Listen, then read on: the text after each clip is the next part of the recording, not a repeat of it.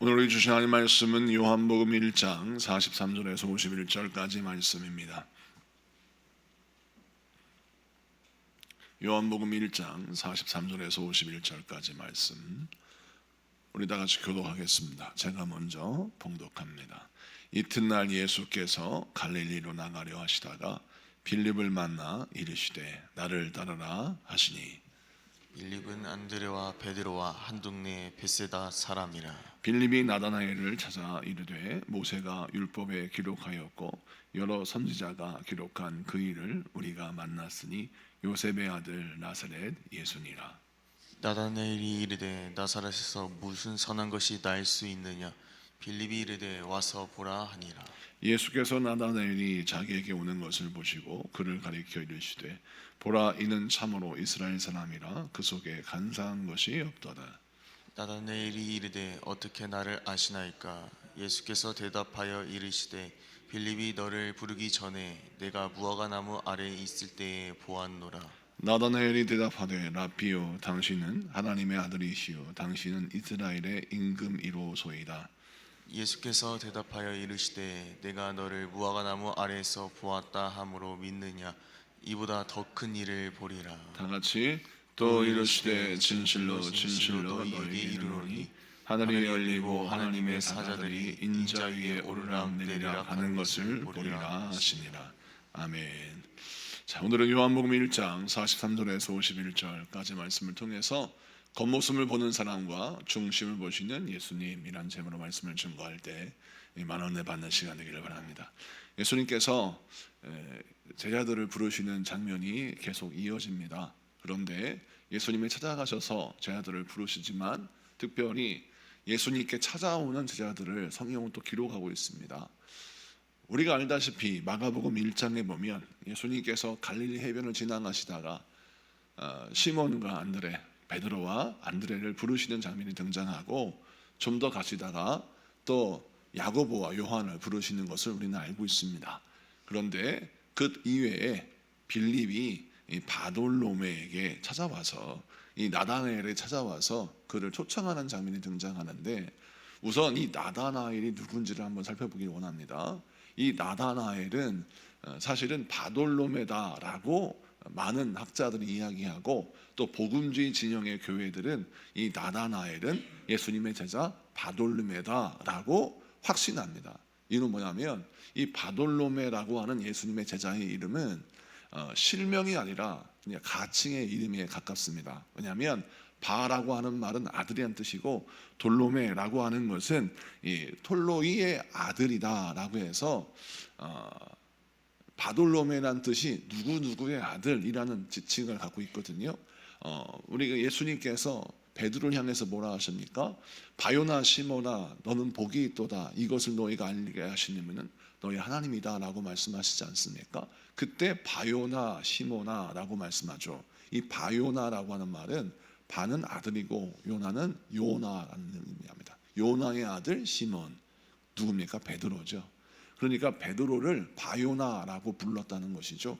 그래서 바돌로메도 역시 가칭이고 그의 본 이름은 나다나엘일 것이다 라고 말합니다.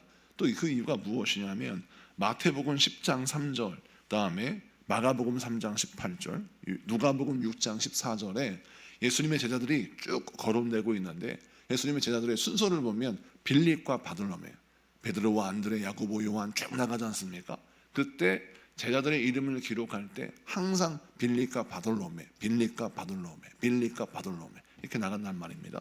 그러니까 순서가 빌립 다음에 바돌로메로 거론되는데 이유는 무엇이냐?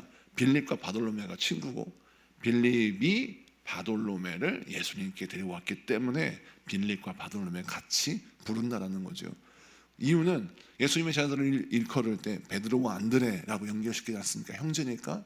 그다음에 야고보와 요한 역시 형제니까 연결하는 거죠. 빌립과 바돌로메도 역시 친구니까 같이 연결되었다라고 해서 이 나다나엘은 바돌로메다라고 하는 의견이 거의 신약 성경 연구하는 학자들의 결론이에요. 자, 그렇다면 나다나엘은 예수님의 제자 바돌로메라는 겁니다. 자, 그런데 예수님이 이제 말씀을 증거하시는데 빌립이 이 나다나엘을 예수님께 꼭 데려가고 싶어요. 그런데 나다나엘이 뭐라고 하냐면 성경 말씀 보겠습니다. 46절 이렇게 말해요. 시작. 나다나엘이 이르되 나사렛에서 무슨 선한 것이 날 수 있느냐. 빌립이 이르되 와서 보라 하니라. 아멘. 빌립이 내가 예수님을 봤는데 그 예수님은 모세율법에 기록한 메시아 그리스도다. 그분을 내가 만나는 너무 감동을 받았고 그분을 만나서 내가 메시아가 이 땅에 오심을 알았다. 너도 같이 가서 예수님을 만나자라고 권면을 했어요. 전도를 한 거죠. 그런데 오늘 말씀에 보니까 나다나엘이 뭐라 하냐면 나사렛에서 무슨 선한 것이 날 수 있겠느냐라고 비웃습니다. 여러분, 왜 나다나엘은 빌립의 전도를 듣고 비웃었을까요? 이유는 무엇이냐면 나다나엘이 생각할 때 메시아는 나사렛에서 탄생하는 것이 아니라 베들레헴에서 탄생하시는 상식을 알고 있었습니다. 그런데 지금 빌립이 예수님을 전할 때 45절에 보면 그가 뭐라고 전하냐면 이렇게 전합니다. 여러 선지자가 기록한 그 일을 우리가 만났으니 요셉의 아들 나사렛 예수니라. 아멘. 여기서 베들레헴 예수니라 라고 하지 않고 나사렛 예수니라 라고 했어요. 그래서 이 말을 듣고 어떻게 하냐면 야 무슨 나사렛에서 메시아가 나 생략되어 있지만 베들레헴에서 메시아가 나는 것이지 말씀도 모르면서 뭐 아는 척해 이런 뜻이에요. 또 나사렛은 그 당시에 주류가 아닌 비주류, 인사이드가 아닌 아웃사이드. 그러니까 많은 사람이 살고 싶은 동네가 아니라 탈출하고 싶은 동네예요. 옛날에 저희 군산에 보면 살기 좋은 동네가 있는가 하면 탈출하고 싶은 동네가 있었는데 그곳이 옛날에는 해망동이었습니다. 이는 무엇이냐면 바닷가에 비린내가 막 진동하는데 그 비린내 진동을 직격탄으로 만든 것이 해망동이었어요. 근데 지금 시간이 지나서 오션 뷰, 바다 뷰가 있어서 바닷가에 있는 아파트는 고가를 받지 않습니까? 근데 그 당시에는 기피하고 싶은 동네, 이제 바다에 비린내가 많이 난다라고 하는 거죠. 근데 지금은 바뀌었지만 이것처럼 나사렛은 그 당시에 굉장히 가난한 동네고 사람들이 살고 싶은 동네가 아니라 이사 가고 싶은 동네예요. 그런데 그곳에 무슨 메시아가 나겠느냐 이런 편견도 있다는 것입니다. 여러분 편견이란 말이 어떤 국어사전 의미를 갖고 있냐면 편견이란 어떤 공동체 안에 가지고 있는 선입견, 내가 가지고 있는 생각이 있는데 그 생각이 그 공동체, 그 그룹, 그 사람에 국한되어 있는 겁니다. 근데 그것을 가지고 다른 사람을 바라보는 시각, 이게 편견이에요. 여러분, 우리나라가 정말 해결돼야 할 역사적인 고질병이 분단 정치 아니겠습니까? 옛날 조선시대도 보면 우리나라가 노론, 소론이라고 해서 서로 분단 정치를 해서 결국 나라가 멸망으로 치닫는 격을 만났잖아요. 나라가 근대화를 이루어야 되는데 분단 정치하다가 결국 나라가 일본의 국권을 빼앗길 수밖에 없는 엄청난 희생을 치루었습니다. 오늘날도 좌파니 우파니 서로 비난하며 조롱하고 손가락질하는 이런 일이 자연스럽게 벌어지고 있죠. 우리 교회에서는 절대 정치 얘기를 하지 않는데 이와 같은 일을 보게 되면 무엇을 알 수 있어요? 우리나라는 또 이 인간이라는 존재는 늘 자기가 가지고 있는 정치적인 신념, 자기가 가지고 있는 개인적인 생각, 철학, 사상 이런 것들로 상대방을 평가하고 바라볼 때가 있다라는 겁니다. 자, 그런데 오늘 말씀에 나다나엘은 어떤 편견을 가지고 있냐면 나사렛에서 예수가 날 수 없다라고 하는 생각. 왜냐하면 나사렛은 거룩한 동네가 아니라 또 왕이 나올 수 있는 동네가 아니라 초라한 동네고 또 베들레헴에서 메시아가 나는 거지 무슨 나사렛에서 예수가 나냐라고 말하는데 끝까지 듣지 않고 나사렛에 꽂힌 거예요. 자, 그러면 빌립이 얘기했을 거 아니에요. 예수님이 나사렛에서 사시는 것이지 태어난 곳은 베들레헴이다 라고 설명하면 듣지 않습니까? 그런데 설명을 듣지 않고 나사렛에서 꽂히니까 무슨 나사렛에서 선한 것이 날 수 있느냐라고 섣불리 말하는 것입니다. 편견은 항상 무엇을 초래하냐면 섣부른 판단과 섭부른 행동을 만들어내요. 그래서 결국 입으로 죄를 짓게 하고 행함으로 죄를 짓게 하고 잘못된 길을 선택하게 합니다. 여러분, 오늘날도 예수를 만나야 할 모든 사람들이 예수를 만나지 못하고 회개할 타이밍에 회개하지 못하고 변화되어야 할 타이밍에 변화되지 못하는 이유는 무엇이냐면 크고 작은 편견 때문입니다. 어떤 말에 딱 꽂히면요, 그 다음 진노가 안 나가요.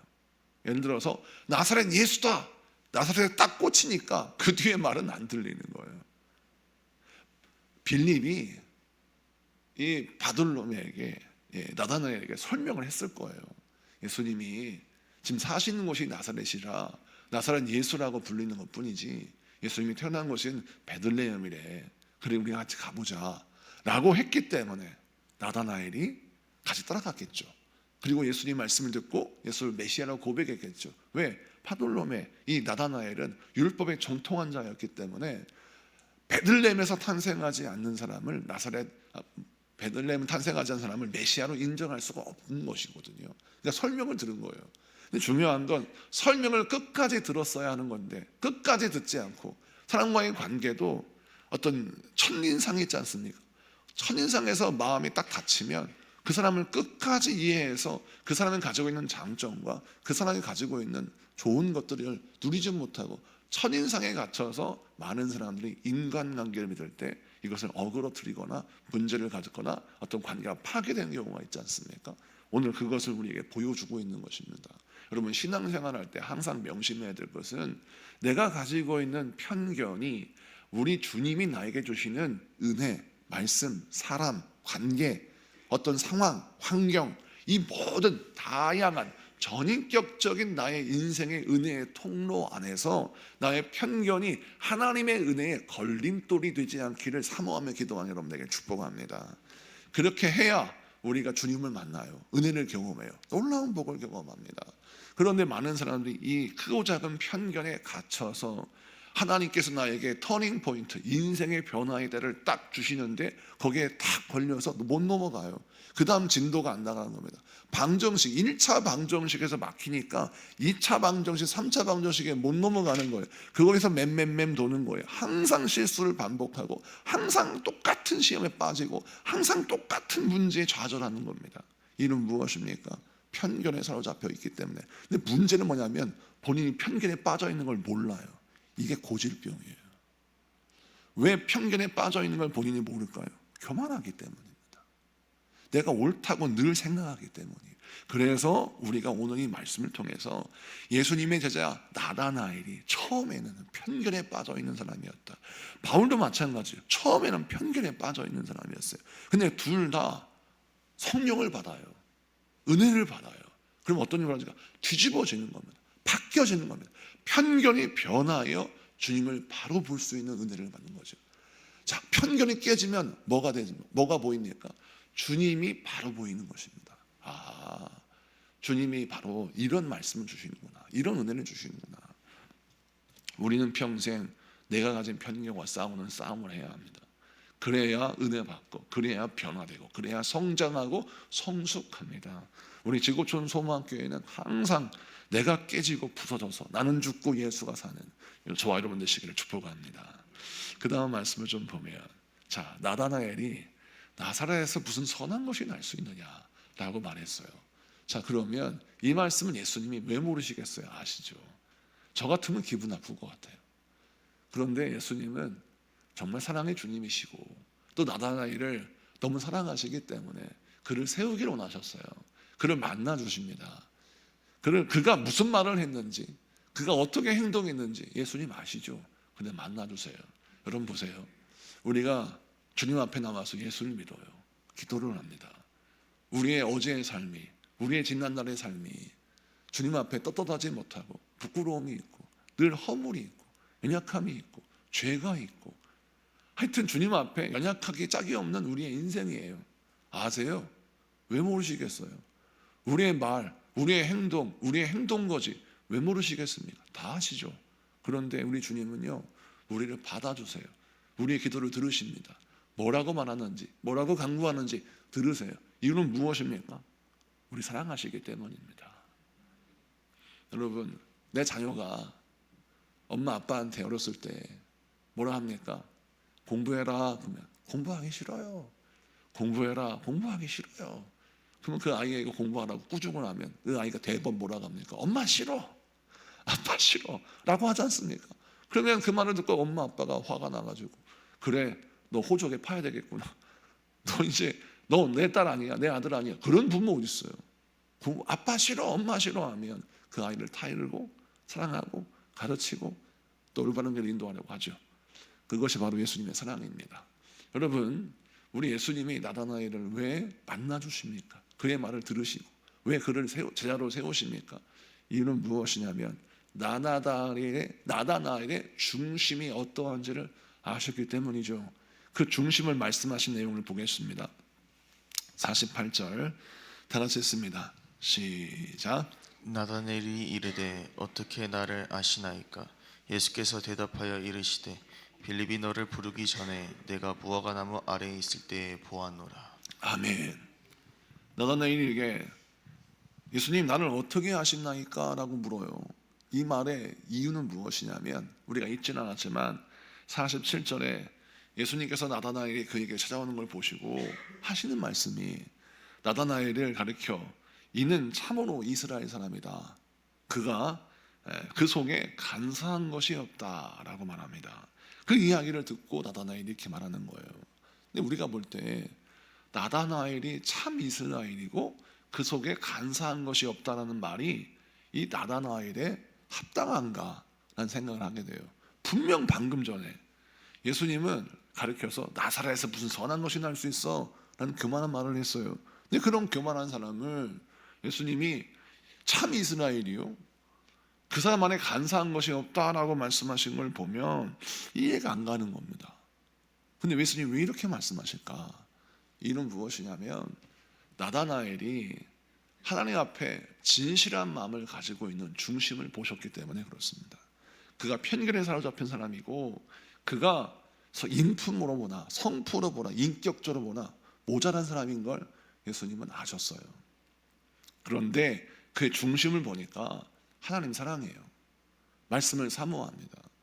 그래서 그가 무화과 나무 안에 있는 걸 보았다라고 예수님 말씀하시는데 이게 무슨 뜻이냐면 관용적인 표현으로 탈무드나 구약의 성경에 무화과 나무 아래에서 서 있었다라고 하는 표현, 무화과 나무 아래 앉아서 이런 표현이 등장하면 이건 뭘 의미하냐면 하나님 앞에 내가 개인적 묵상과 기도를 하기 위해서 무화과 나무 아래에서 묵상하였다, 기도하였다라는 것을 은유적으로 표현하는 관용적 용법입니다.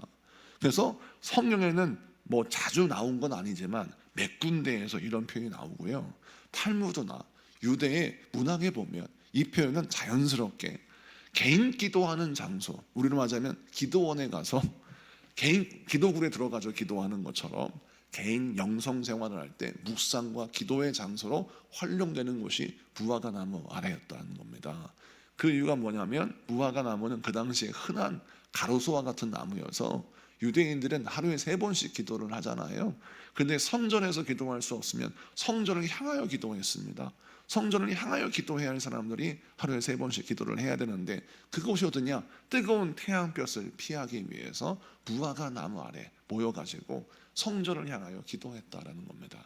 그래서 무화과 나무 아래에서 보았다라고 하는 것은 네가 무화과 나무 아래에서 기도하는 걸 내가 들었다, 네가 무화과 나무 아래에서 네가 말씀을 묵상하는 걸 들었다라는 것입니다. 그러니까 나다나엘은 깜짝 놀라죠. 나의 기도를 들으시고 나의 간구를 아시는 분이 예수님이시구나, 예수님은 나의 기도를 들으셨구나, 예수님이 나의 마음을 아셨구나. 그래서 나중에 보니까 나다나엘이 예수님께 예수님 당신은 정말 이스라엘의 왕이요 하나님의 아들입니다라고 믿음의 고백을 하잖아요.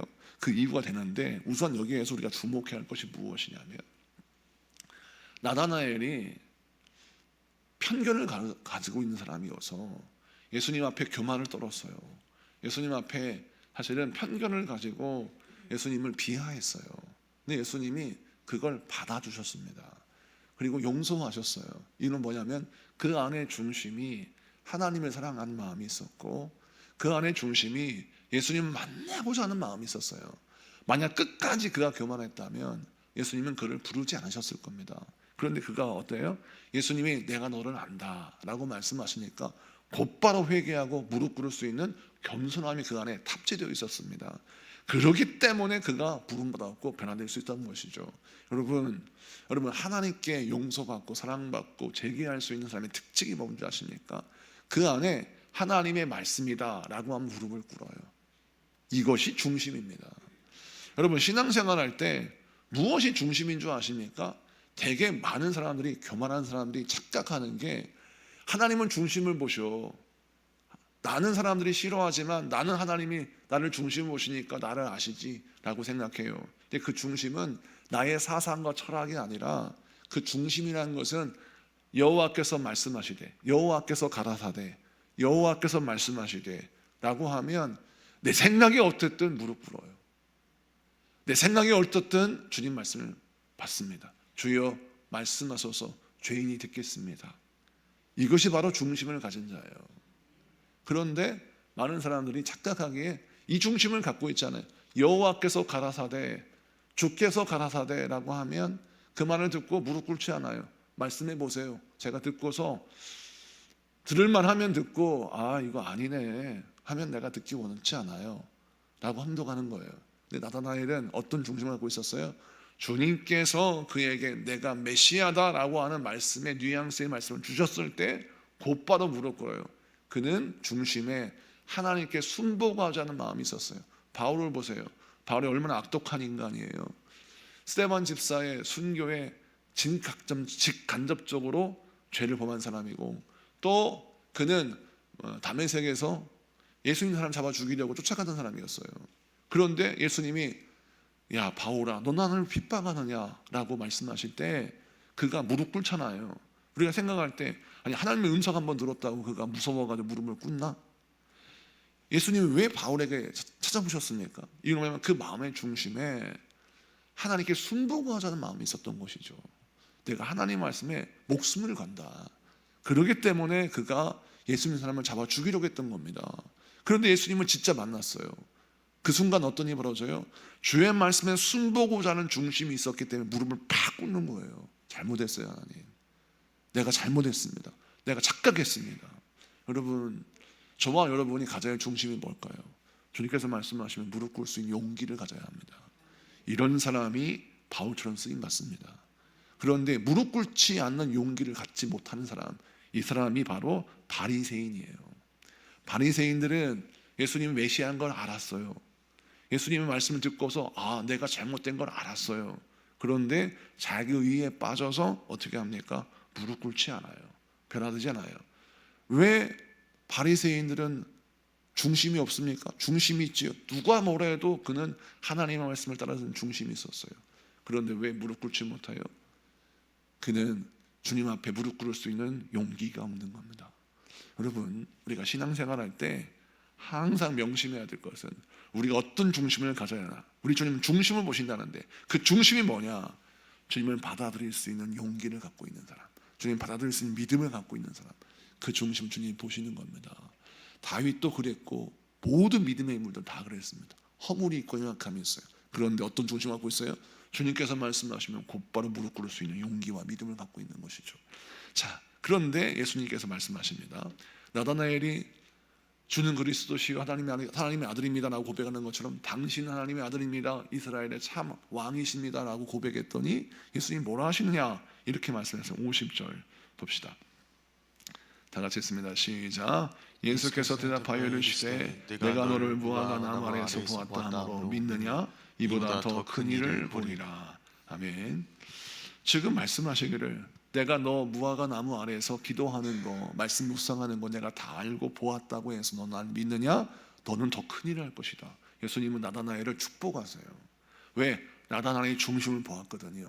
그는 부족함을 깨달으면 바로 회개해요. 돌이켜요. 성장하고 성숙합니다.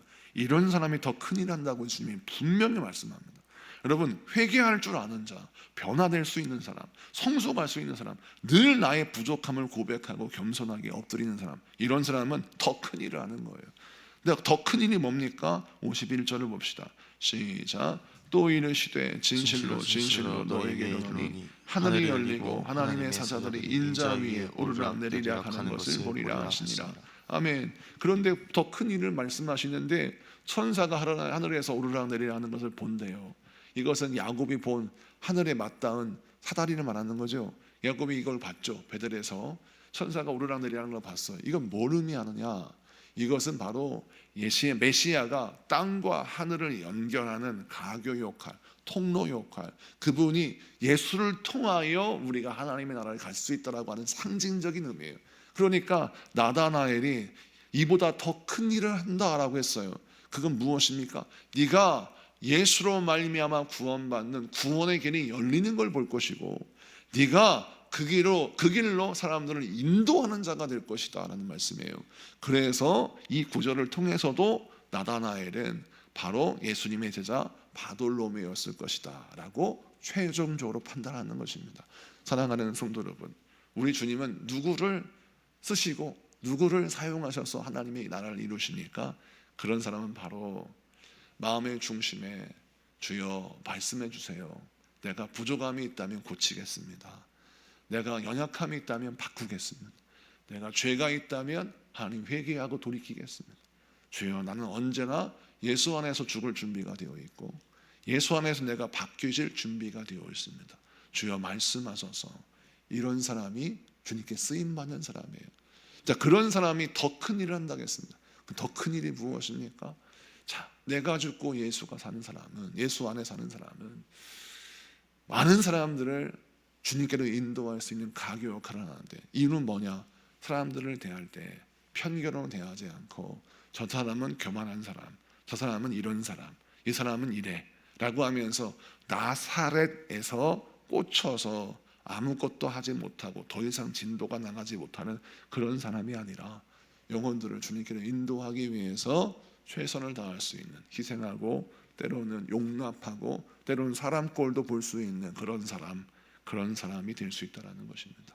오늘 이 말씀 붙들고 저 여러분이 겉모습을 보고 편견에 사로잡혀서 멈추는 자가 아니라 중심을 보시는 예수님 앞에 중심을 가지는 여러분 되시기를 축복합니다. 자, 다 같이 우리 기도합시다. 우리 같이 선포하며 기도합니다. 시작. 사랑의 주님, 오늘도 우리의 중심을 보시며 우리에게 주님을 따를 수 있는 기회를 주시니 감사합니다. 우리가 교만하여 때로는 나다나엘처럼 성급히 판단하고 섣불리 정죄했던 죄를 고백하오니 용서하여 주옵소서. 우리의 신앙 고백이 말에 그치지 않고 삶으로 증명되게 하시고 기쁨으로 주님을 따르는 참된 제자가 되게 하여 주옵소서. 예수님의 이름으로 기도드립니다. 아멘.